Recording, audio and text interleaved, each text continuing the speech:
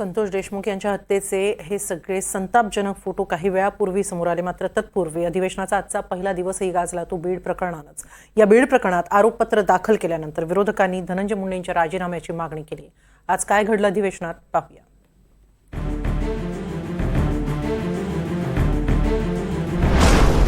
राजीनाम्याचा धसका, बैठकांचा सपाटा।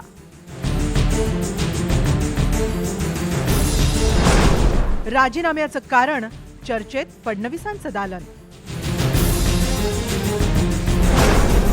मुंडे कोकाटेंच्या राजीनाम्यासाठी विरोधकांच्या घोषणा।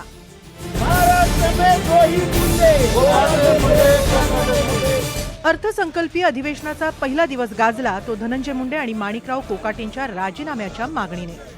विरोधकांनी अधिवेशनाच्या पायऱ्यांवरच मुंडे आणि कोकाटेंच्या राजीनाम्याच्या घोषणा दिल्या।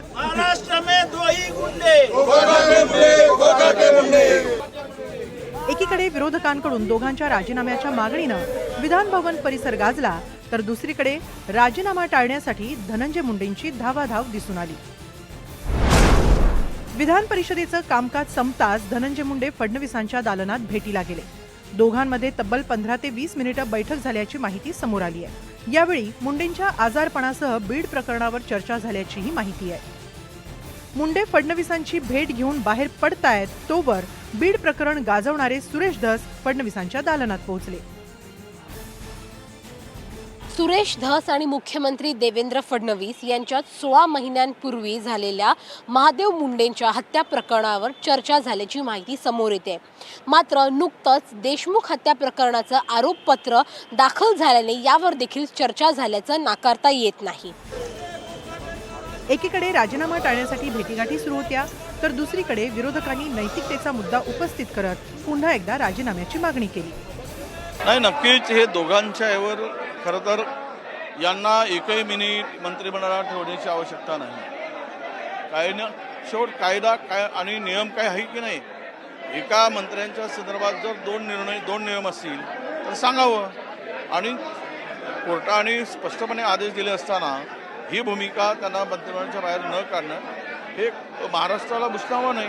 आपण जर मीडिया म्हणून जर बघत असाल तर महाराष्ट्राच्या इतिहासामध्ये ही पहिल्यांदा ही अशी गोष्ट होती की सभागृहामध्ये सर्वच पक्षाचे आमदार ह्याच्यावरती बोलतात आणि बोलल्यानंतर सरकार ह्याची दखल घेते आणि ते स्वतःच म्हणतात की वाल्मिक कराड हे माझे निकटवर्ती आहेत। बल वाल्मिक कराड एवढा मोठा माणूस नाही आहे की गुन्हा झाल्यानंतर सुद्धा की एवढं त्याला त्यावेळेस प्रशासन एवढी मदत करत होती की 12 तास त्याला थांबवलं गुन्हा नोंद करण्यासाठी। आणि जी काही VIP एंट्रीने ते सरेंडर झाले, बाकीच्या गोष्टी ह्या निदर्शनात आल्यानंतर पब्लिक रस्त्यावर उतरल्यानंतर सरकारने पण त्याची दखल घेतली आहे।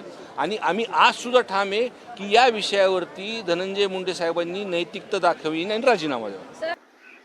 काय केलं तुम्ही, काय करताय तुम्ही बीडमध्ये, काय चाललंय?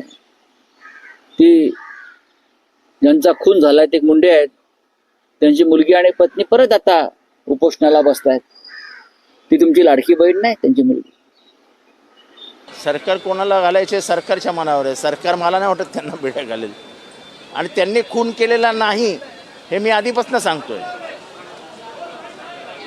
पण जसं वल्लभभाई पटेलांनी सांगितलं की गांधी हत्या नथुरामने केली, पण विचार कोणाचे होते हा प्रश्न त्यांनी विचारला होता। तसं हत्या करण्याचा आरोप आता सिद्ध झालाय, वाल्मिक कराडच आरोपी आहे, तोच सूत्रधार आहे। आम्ही पहिल्या दिवशी बोंबलून सांगत होतो, सरकार ऐकायला तयार नव्हती। आता CIDने सगळं समोर आणलंय, पण तो माझा खास माणूस आहे असं कोण म्हणालं होतं? मग नैतिकता आहे की नाही? तुमचा खास माणूस जर एवढा क्रूर, निर्दयी, पाषाण हृदयी असेल तर मग करायचं काय? धनंजय मुंडे काही दिवसांपासून बेल्स पाल्सी या आजाराने त्रस्त आहेत, त्यामुळे मुंडेंवर उपचार सुरू होते। मात्र 2 दिवसांपासून धनंजय मुंडेंनी पुन्हा एकदा कामाला सुरुवात केली। अर्थसंकल्पीय अधिवेशनाच्या पार्श्वभूमीवर धनंजय मुंडेंनी अधिवेशनाला हजेरी लावली, मात्र माध्यमांना टाळत ते निघून गेले। अधिवेशनाच्या पहिल्याच दिवशी मुंडे आणि कोकाटेंच्या राजीनाम्याची मागणी करत विरोधकांनी अधिवेशन गाजवलंय, त्यामुळे पुढचं अधिवेशन यावरून आणखी गाजणार हे नक्की। Bureau report, NDTV Marathi. Maharashtra में दो ही गुंडे